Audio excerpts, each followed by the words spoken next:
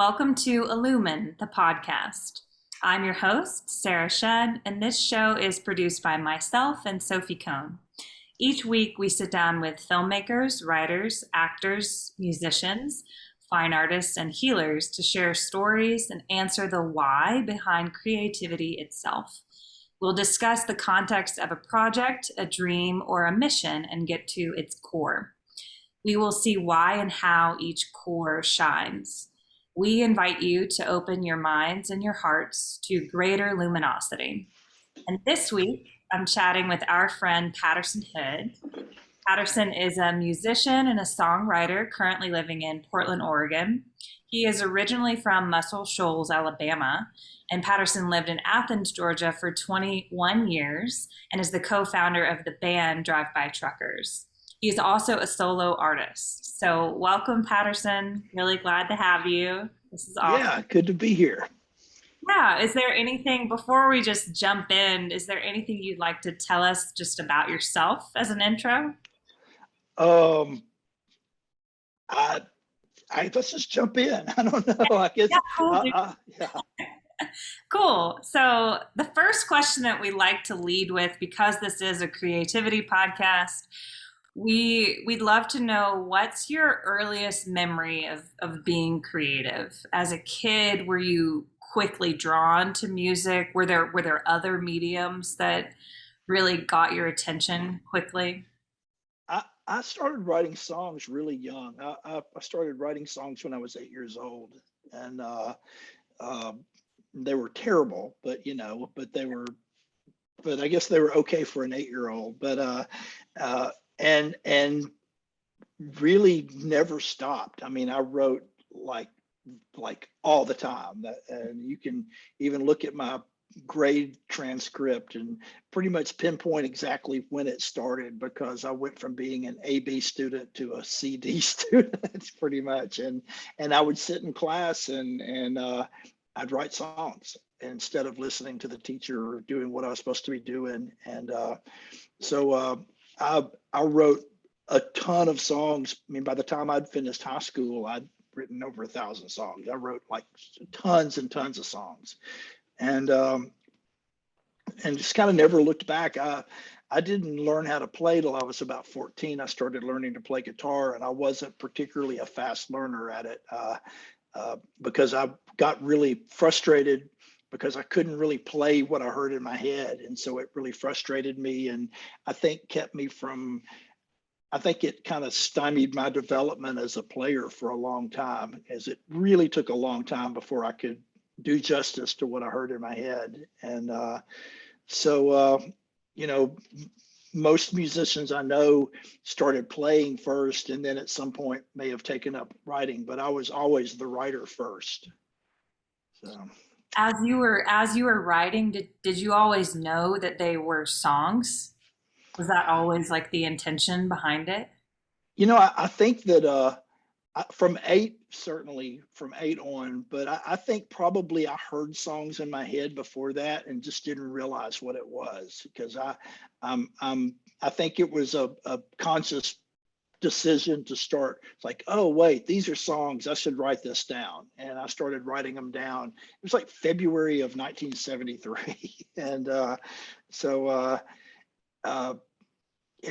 I actually just recently recorded one of the really early songs. It's probably the only one of the first 1,000 that I would ever even want to see the light of day. But there was this one song I wrote as a little kid when I was 8 that I've always had a kind of fondness for. It's a kid song, and I don't really I didn't necessarily write kid songs when I was a kid. Most of the songs I wrote as a kid, was me trying to write like I was a lot older than I was. Basically, it was the era of Elton John, so it was basically 8-year-old me trying to rip off Elton John with very limited success. But this one song I wrote was always just so kind of zany and goofy that I've always had a sort of soft spot for it. So after I had kids of my own, I would sing it to them. And I actually fairly recently recorded it, and it isn't out yet, but it's on a project that hopefully will come out in the next year or so. But so it was just kind of fun going back and recording, and I had my dad play on it, and it was fun kind of going back and just, doing something with something from that part of, my developmental brain. Totally. Yeah. I mean, just, I don't know if you know this, but my background, I'm a sculpture major. I went to UGA. And so I can relate to kind of what you brought up earlier about being able to hear something, but not being able to fully embody that in reality when you were actually Right. like I have really struggled with that as an artist, seeing something in my mind, be it a sketch or something, and then not being able to fully do it instantly. Like how much Right. do you think that that's attributed to like the amount of discipline and time that you put into really learning the instrument and the craft itself to be able to make that transition easier? I'm sure. Yeah. I mean, it just took a really long time. The cliche about the 10,000 hours or whatever that is that they say.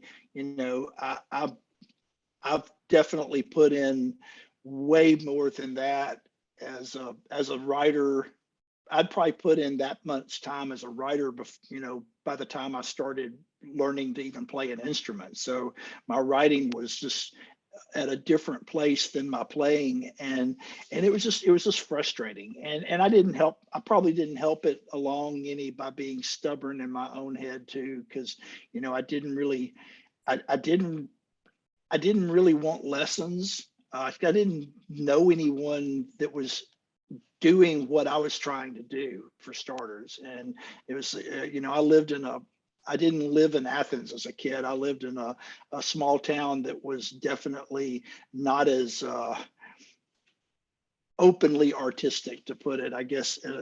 And so, you know, people who played instruments in my hometown generally were looking at it in terms of trying to play hits on the radio or play, cover songs or whatever. I wanted to play my songs. I didn't really have any interest in playing anything other than my songs. And looking back in retrospect, I probably could have learned a lot from doing some of that could have helped me with my own songs, but I didn't see it that way as a kid anyway. And so I'm sure I made it harder for myself than it even had to be.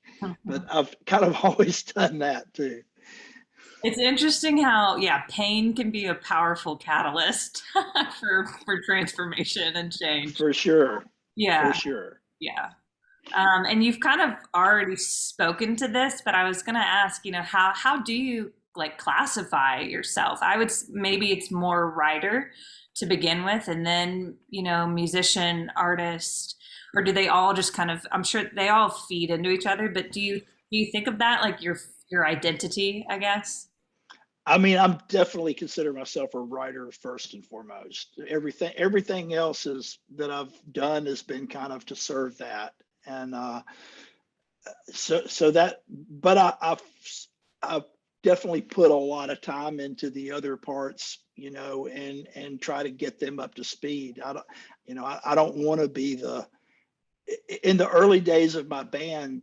I was surrounded by people that played so much better than me that I was able to kind of ride that to some extent. But at some point, I really decided I didn't want to be the weak link in my own band. And so I've really worked hard to try to improve my skills as a singer, which I wasn't born with some wonderful voice. I kind of had to overcome what I've got to work with as a singer, and I guess sort of as a guitar player too. And so I've worked really hard at improving it enough to where at least at least no one can tell immediately off the bat that I'm maybe still the weak link in my band. No, I try to compensate anyway. But yeah. Well, it's interesting as Sophie and I were reaching out to you, I was thinking about my history with listening to your music and the Drive By Truckers ever since probably when I was in middle school. And what's interesting is before we even reached out to you, I still have you on like playlists that I listen to regularly, like, and it's something that's such a close thing to my heart, what you've, been able to create and express. And I'm just curious, also what I've seen though in your work is this, there are some albums and songs that sound dramatically different.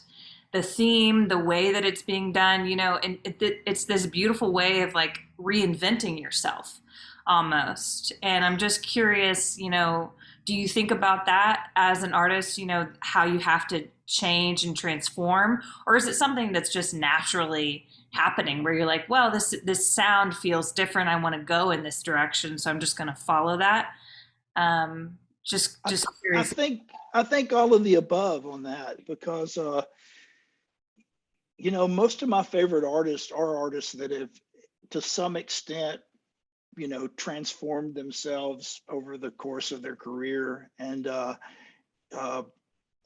so I've always been interested in that, and I get bored. I want to keep it interesting to me. I don't really, if we make one type of record, we're most likely going to make a pretty different type of record the next time, and and of course, as a band, we've had, in the earlier years, we had personnel changes pretty regularly because we spent so much time on the road, and in earlier days not necessarily getting paid that well for it, and so it would just, people would just come and go, and it's also, there's a certain amount of substance abuse that often comes with what we do for a living with touring musicians, and so there's been issues with that type of thing through the years in people that have come and gone, as well as some who've stayed, and I've certainly had my share of those things in my own life. But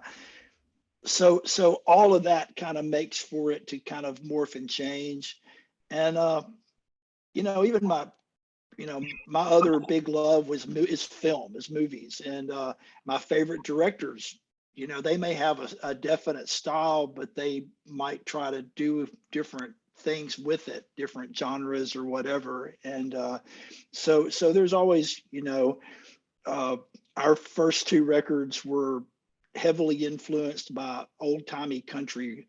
Our third record was a live record, and it was basically us attacking those seemingly country songs like a punk rock band, which is kind of how we viewed ourselves.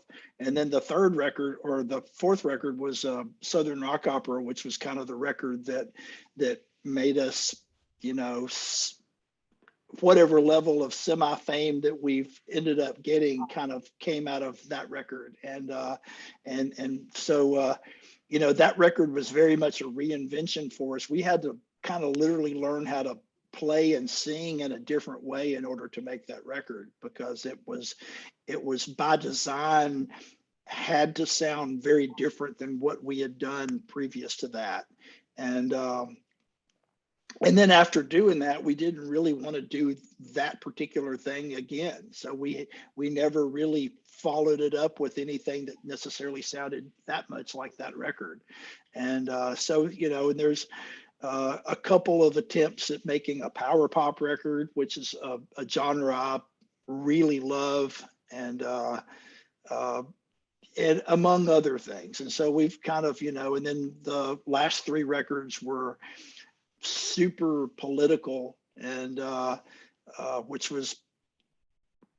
wasn't in this. We didn't set out to make three records in a row like that. We made one record, and then it came out, and then 3 months later Trump became the president, and it just kind of ended up being three records, because we were basically just writing about the life of what we were seeing out here, touring all over America, and in small towns, big cities all over the country, and seeing direct results of what was happening in our country. And so and one of those records was a direct result of conversations with my kids about what was going on, because they were getting old enough to start really asking very probing questions about this, shit show we were living through. And so that was a big part of the Unraveling record, was conversations with my kids. Yeah. Yeah. I feel like the through line that I've noticed with artists that I really admire is that ability to just reflect on life without having to stay in some certain genre necessarily. Right. That ability to take a risk too, to be able to do that, and to experiment. Like, I feel like that speaks to like a sense of like security within ourselves to be able to step out and do that. And I've seen that in, yeah, just the artists that I really admire the most, that sense of resiliency, that like, I'm just going to do this because I need to, and trusting Right. that it'll either it'll go super well or you'll learn something from it, right? And it'll inform Yeah. how you want to show up. And I'm not afraid to, at this point, I'm not really afraid to fail. I'm not afraid of making a record that doesn't work. I want it to work. I want them all to, and I work real hard to. And but there's, definitely, if you talk to the people who are into our band, there's some records they like more than others. And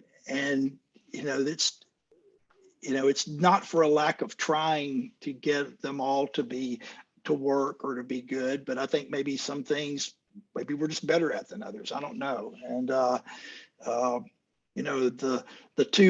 two power pop records tend to be the two that get pointed out by the fans as records they don't really like. And I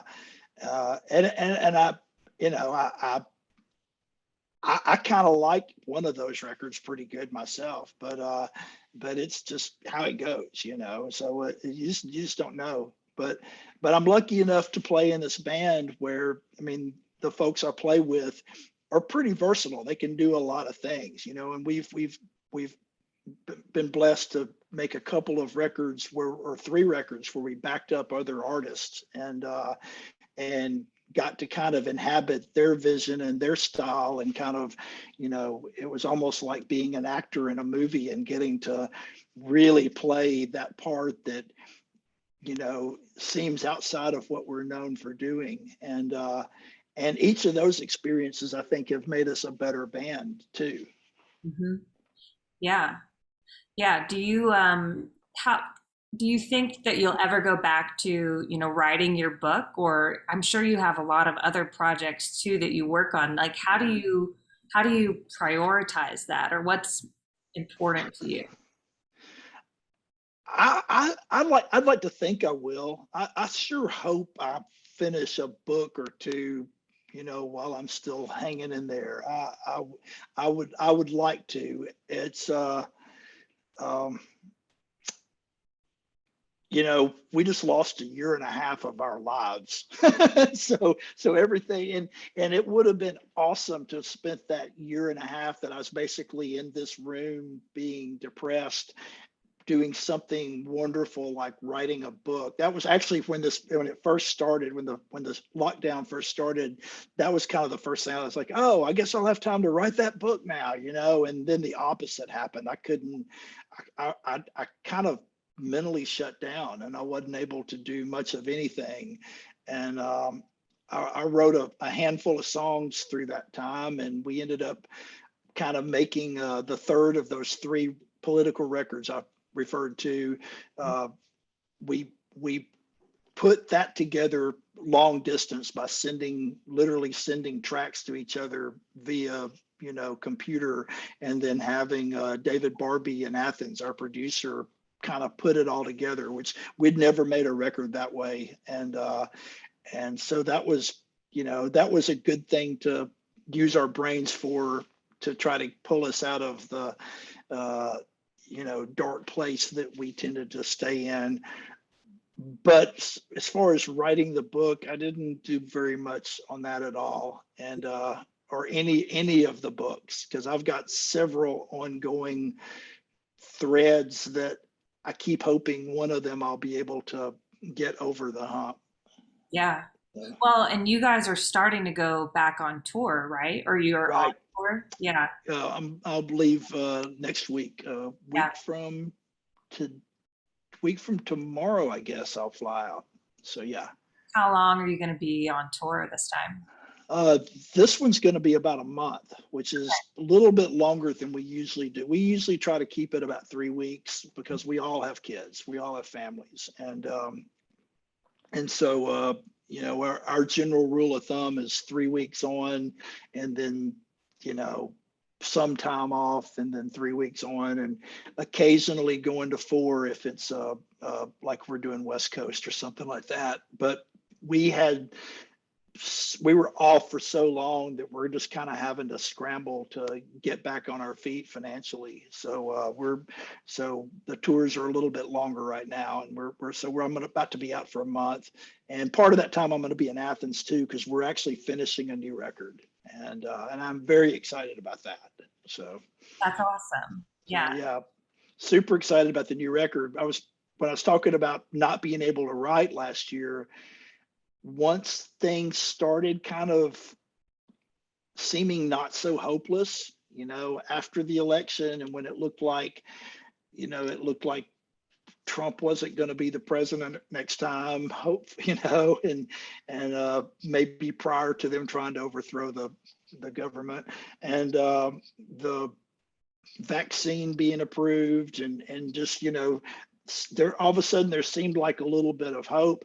The floodgates kind of opened, and I uh, wrote several songs that I felt really that were probably things that have been eating at me for a lot of the time that we were locked down. And so with that, and then a couple of really wonderful songs my partner wrote, we've ended up making a record like super fast this summer. We went in and basically recorded an album, the basic tracks, in like 3 days. And so we've got a little finishing up, a few overdubs and cleanup stuff before we start mixing it. So I'm going to go to Athens and do that right before we take off for the tour.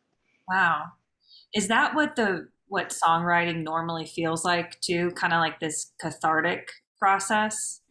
Yeah, overall, it was always that way growing up, and whatever was bothering me, it became a song, or the girl sitting in front of me in seventh grade, lots of songs, and the the whether something made me sad or angry or scared or whatever, that was my way of dealing with the things in life, because uh, I, I was kind of an outsider kid. I didn't really fit in at the in the Alabama public schools of the 70s. I didn't like sports, and so I was bullied a lot, and so it was kind of my way of just dealing with it, was just to shut everything down and live inside this, inside thing, and write songs about it. And as I've gotten older, you know, there are things, it's harder to find the balance now, because when I'm in writing mode, I'm kind of worthless for about anything else. I'm not particularly, it's like ADHD turned up to 11.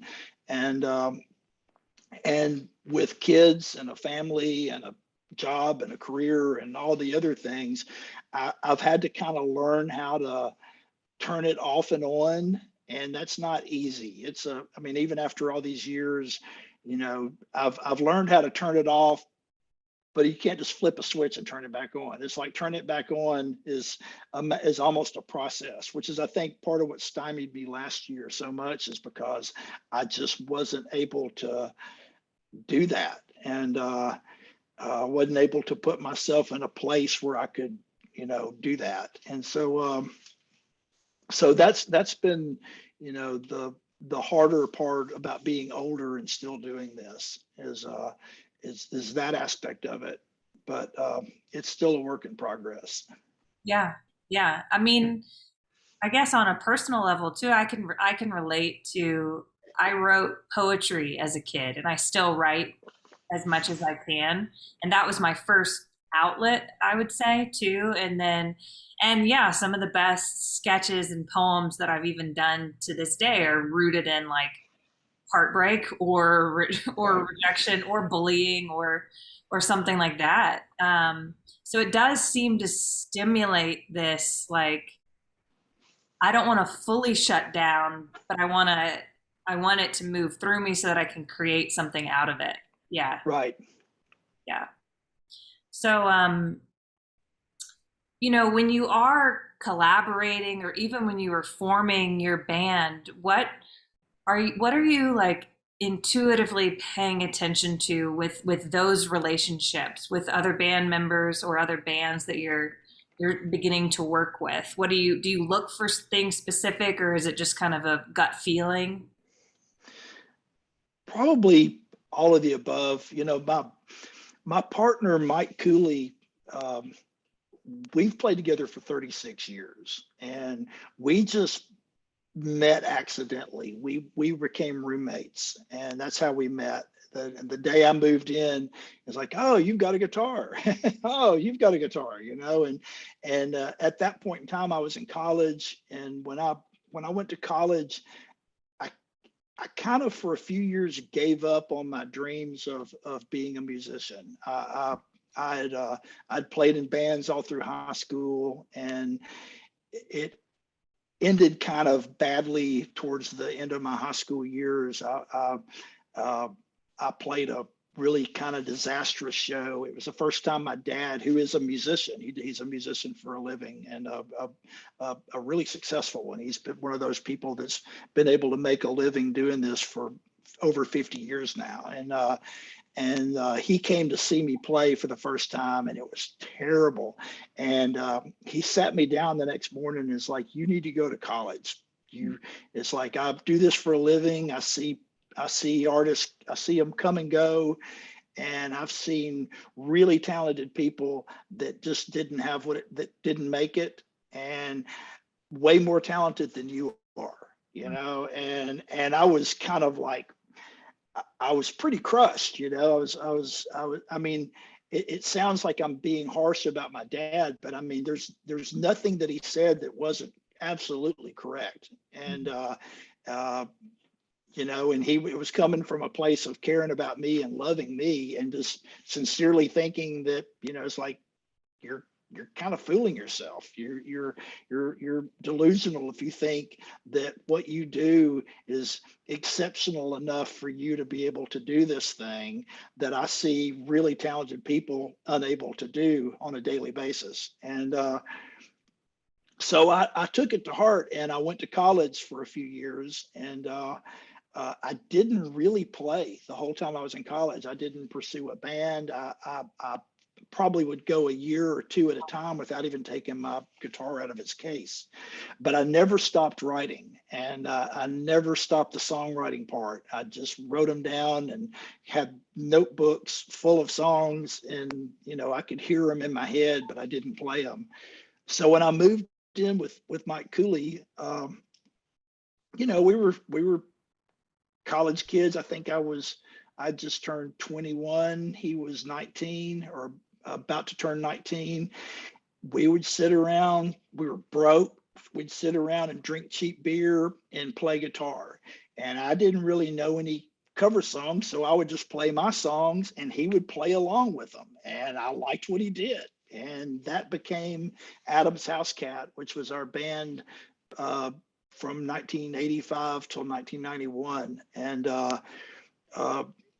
we practiced all the time. We worked really hard. We didn't get many gigs because people didn't really like what we were trying to do, but we kind of believed in it and kept doing it. And when that band broke up, he and I kept playing together, and we did a duo for a couple of years. And then we tried another band that broke up, and then he and I split for a couple of years. And during that time, I moved to Athens. And then I basically formed the Drive-By Truckers partly as a way of hopefully luring him back into playing with me, because I missed playing with him. I liked what he did to my songs. And during that time apart, he started writing. And whereas I've been writing all these years and had finally gotten pretty decent at it, he basically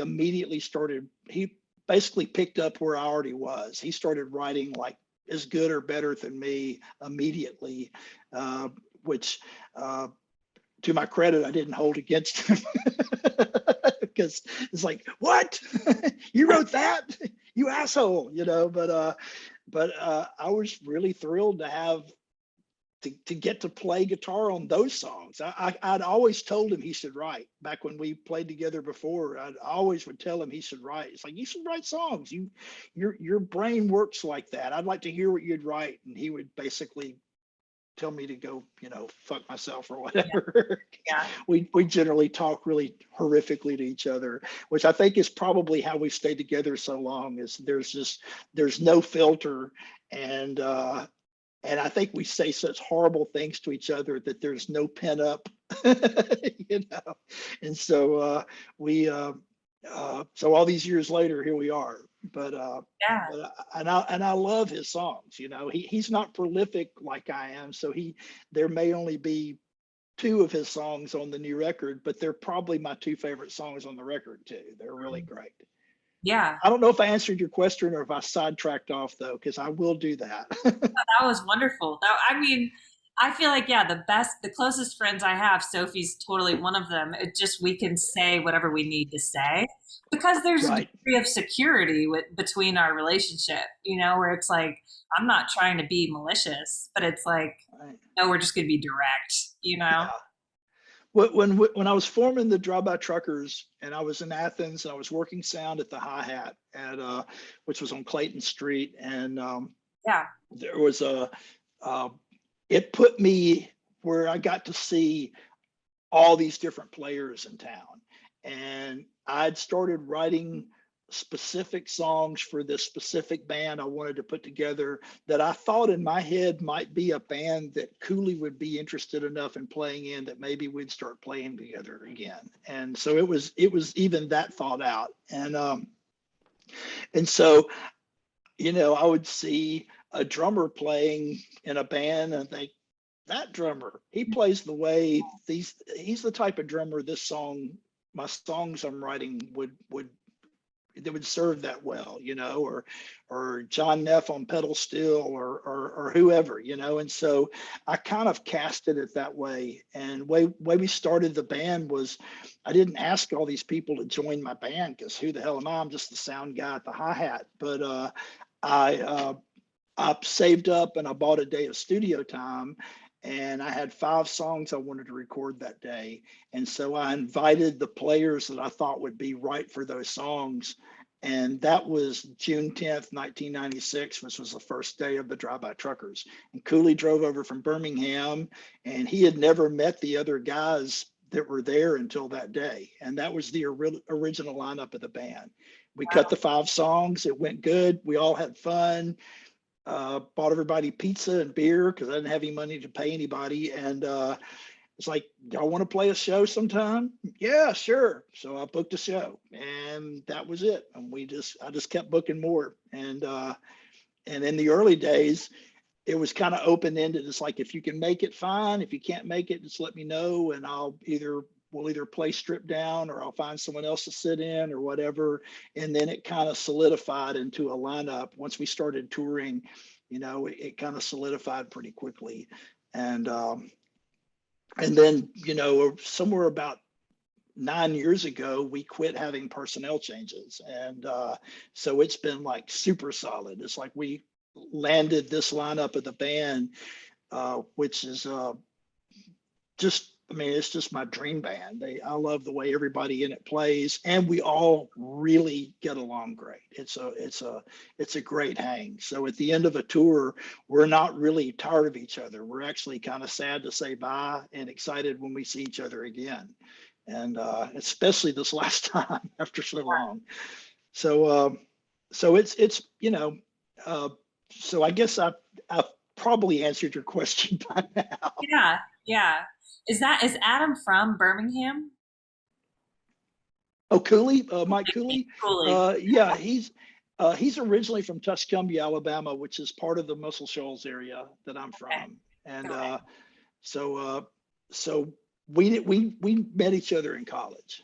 Got it. Because y'all have a song called Birmingham that I Yep. love a lot. Yeah, it's a great. Oh, thank you. Yeah. Thank you. Um, so kind Yeah, of on he's lived in Birmingham for the better part of the last, God, 25, 26, 27 years. He's been in Birmingham a pretty long time now. got it.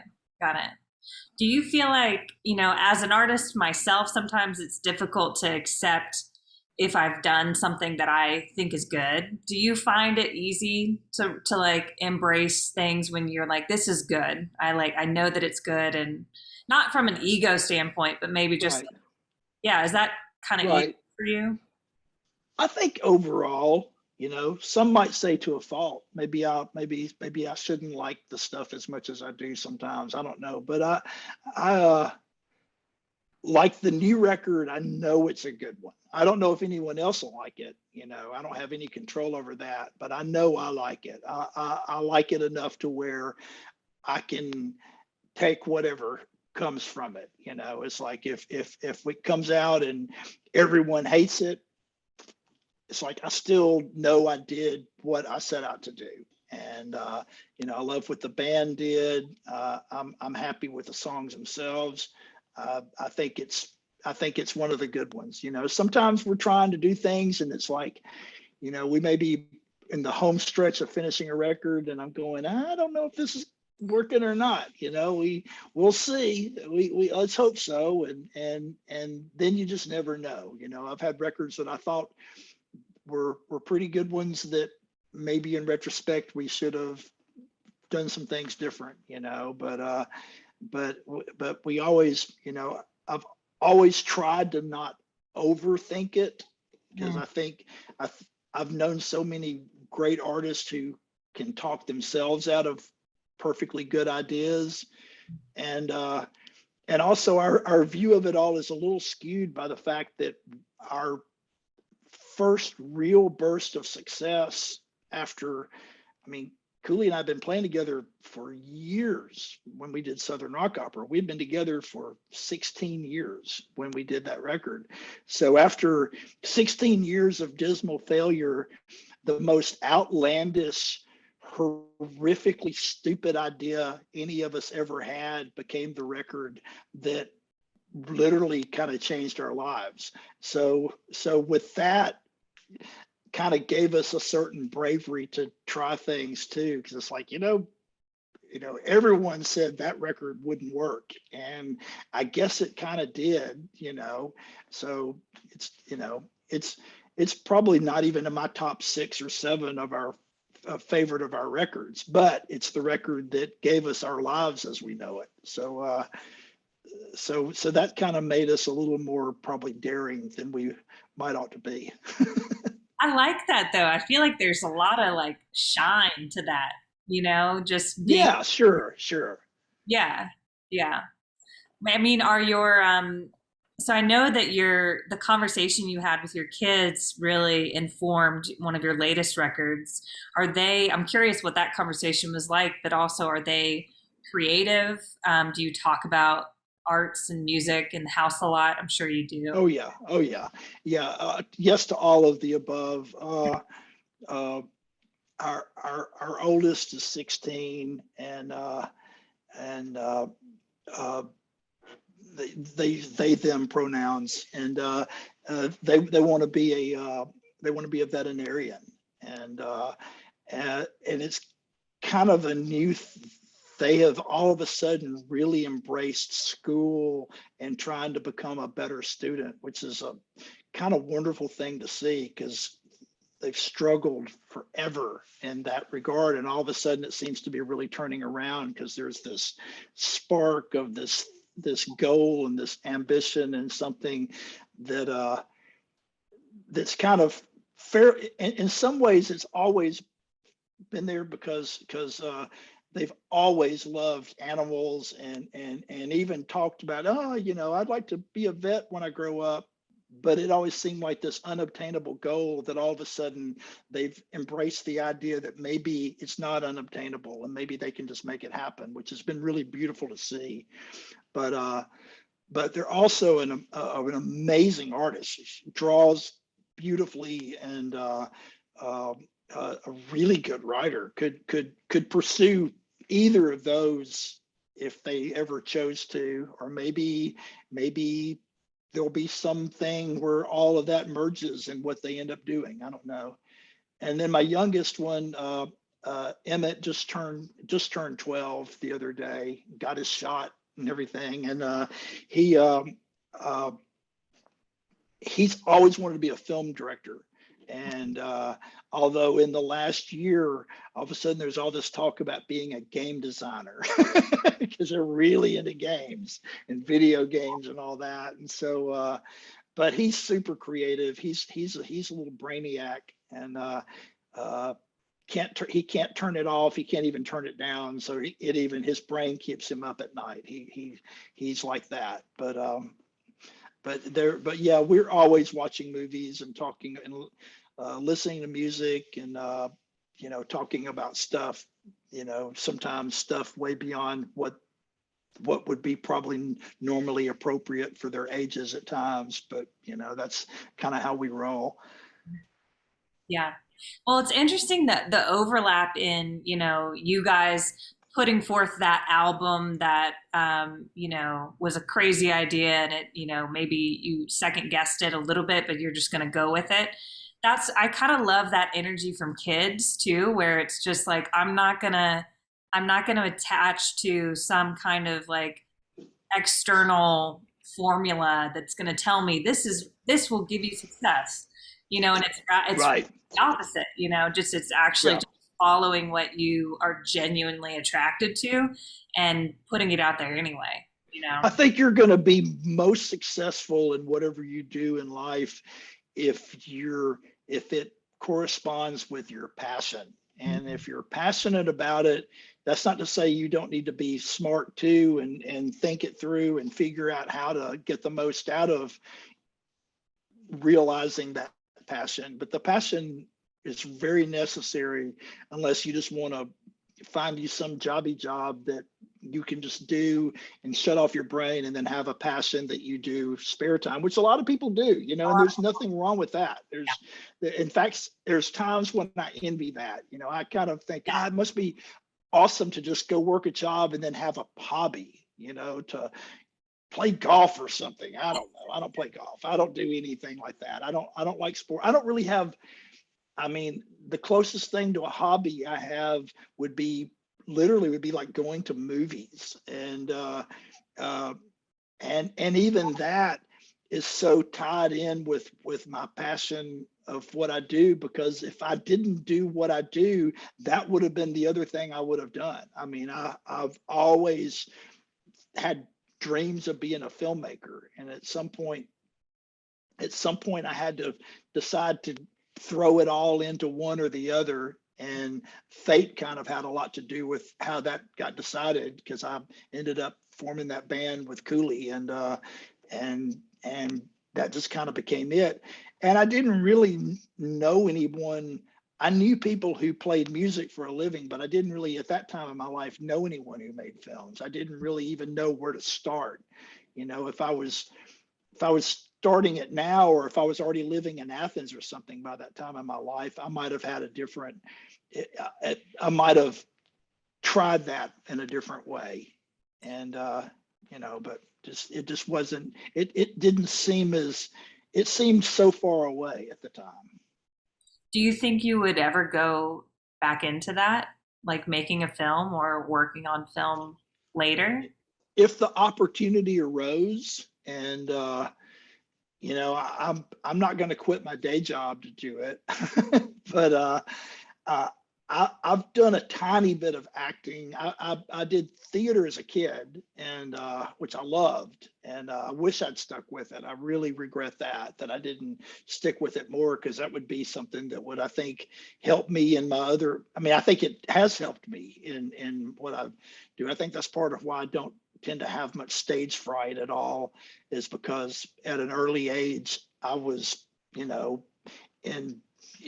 was in Winnie the Pooh when I was 6, or whatever. But uh, I, I was in a film that came out last year, tiny, tiny, tiny part, but like one day of filming for my little part. But it was a cool. The movie turned out good. It was David Cross starred in it, and it was a wonderful experience. And the film turned out cool and got good reviews and stuff. And then I'm in another film that was made in Athens, like a much kind of more indie, more even. I mean, they were both indie films, but a much smaller indie film, much smaller budget, and it was filmed in and around Athens. And I think they've changed the title. It was called Hearts and Bone when I was in it, but I think he's changed the title. I'd have to look it up what it is, but it just got selected to, I think, premiere it maybe at the Austin Film Festival. So Wow. I've got a little bit bigger part in that, but it's still a pretty small part, but it's a little bigger part. And that was a really fun experience because I felt like I was probably doing more acting in that one than the other. The other one, I was really just kind of a guy interacting with the main guy. It was actually in the last scene in the movie, but this one I actually kind of like got angry with Uh-huh. the character, and it was really kind of fun, extra fun. So That's yeah, I'd love to do more of that if the opportunity arose. Yeah, yeah. Um, so the last question that we try to end it on more in a reflective note is, when you talk to your kids or when you talk to, I'm sure people come to you for kind of creative guidance. What do you say to someone when they're really lost or there's a sense of like real hopelessness, like not inspired, um, in that kind of dark place? And I mean, as we know, that dark place can be a very fertile place to bring up the Right. ideas that we need. So it's not about avoiding that necessarily, but what's kind of helped you in those times to move through it. And maybe this past year and a half is a great example Phew. too, Yeah. yeah. Yeah. I think I spent longer in a darker place in the last year and a half than I can recall. And I certainly had some dark times in my younger days, but I don't remember ever feeling quite as just lost in a fog about it as I did. And I don't know. That's a great question, and I'm because I'm not even sure how I was able to get out of it. I don't know. I've having this thing I do helped for sure because it gave me an outlet. But even that wasn't necessarily serving me during the darkest time of it. I kind of had to come out the other side somehow before I could actually write about it. Because when I would try to write, it was just it was just too hopeless, and it was reflected. There was no joy in so much of what I was trying to write. But once it all started coming together, it was kind of great, and it gave me a sort of elation. It's I'm sure there's I probably have a touch of bipolar anyway, with the high highs and the low lows and all of that. Uh, but it was really, I was able to not go off the deep end. I got my family. I didn't want to let them down. I've got things to, it's like I made a concerted effort to not like crawl inside a bottle basically and stay drunk the whole time, because that would have been lovely, but it wouldn't have ended well.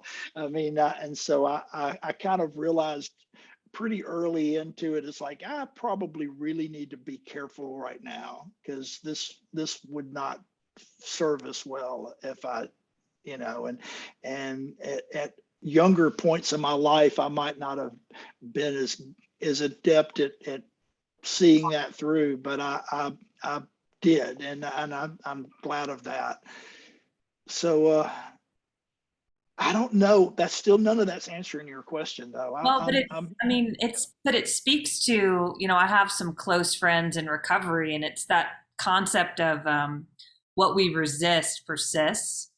right, So it's like you kind of have to just like, be in it and not right, try to move through it sometimes. Like that's, and then, and then it's almost like in retrospect, you have a little bit more wisdom kind of out. You're like, okay, well, I got through that. And then you can look back.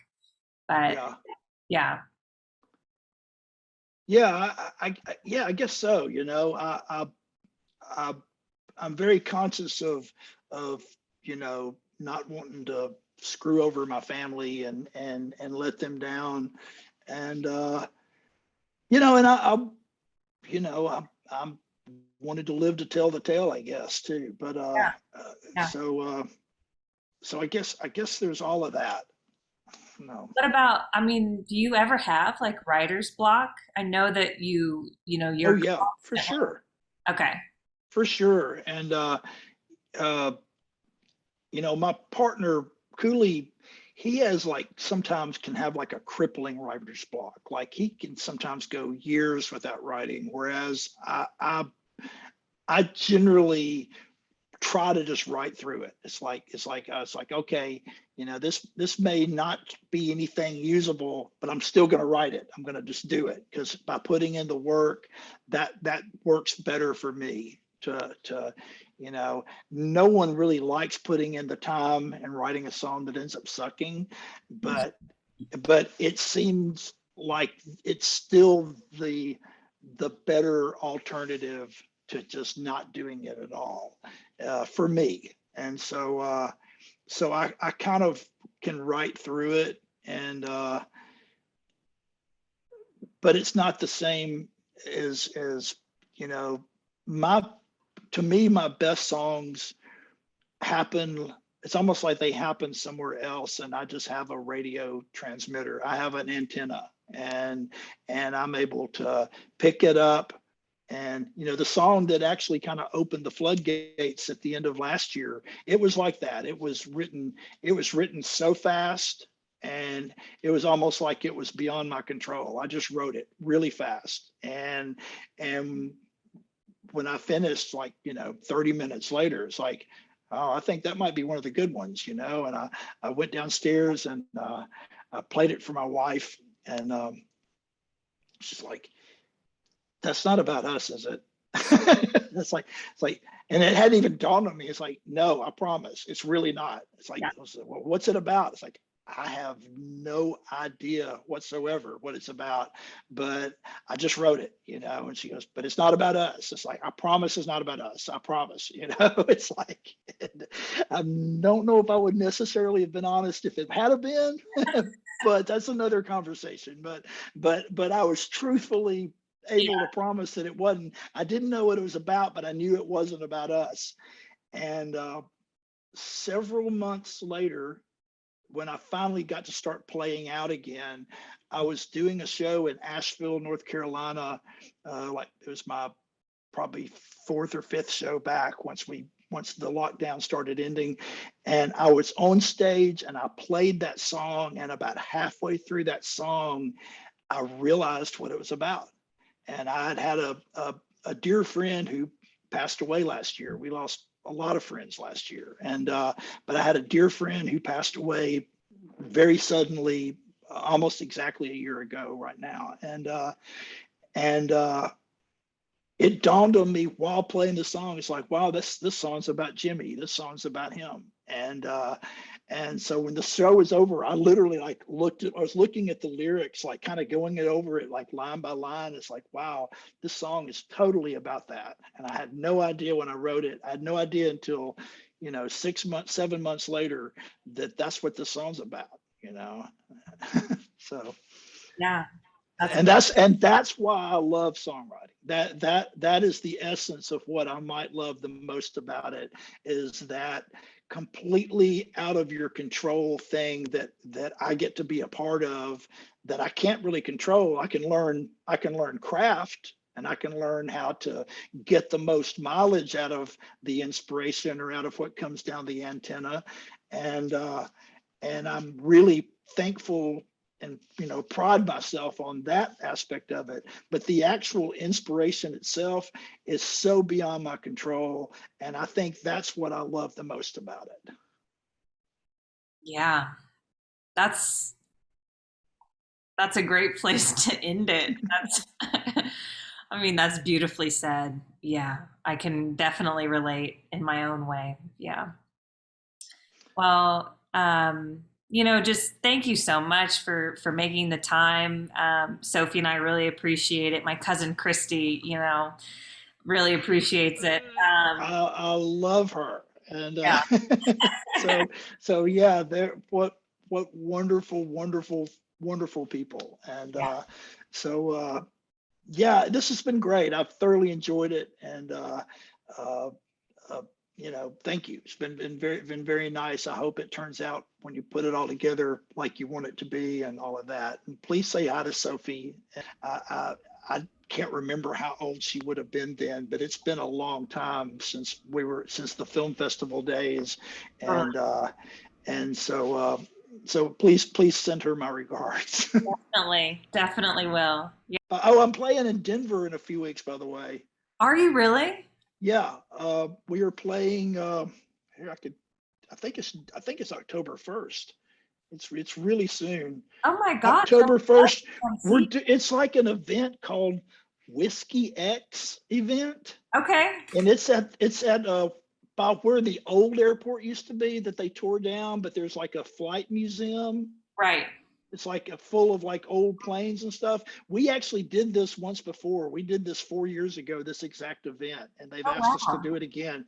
But we're doing that. If you want to reach out to me, I'd be happy to put you and a guest or whatever on the guest list. Oh my God. I'd be thrilled to have y'all out. I don't know if I'll get to talk to you or not because of our protocols are so tight. They have us on super lockdown out there until the numbers get better and shit. But if you'll reach out to me, I'd be happy to put you on the list, and if you'd like to come. It's Friday the 1st. I would love that.